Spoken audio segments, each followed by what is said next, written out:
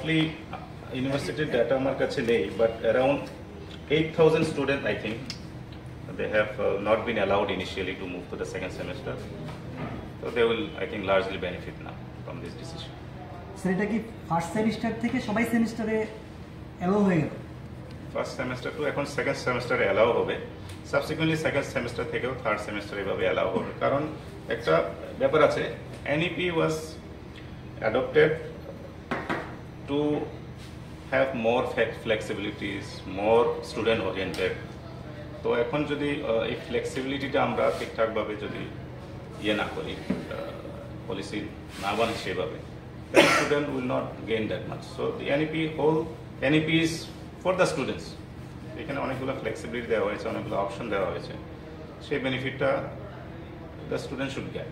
So instead of allowing them and preventing them from moving one semester to another, এই decision help করবে ওদেরকে যে I think fully benefit from this decision.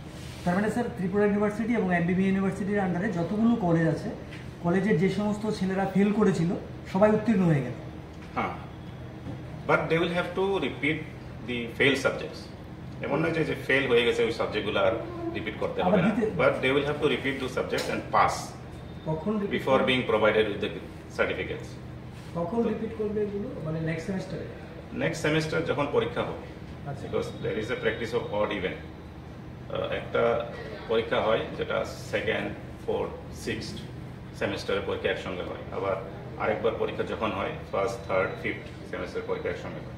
তো যখন যেটা হবে যে সেমিস্টারের ফেল সাবজেক্টগুলো বসে ক্লিয়ার করতে হবে।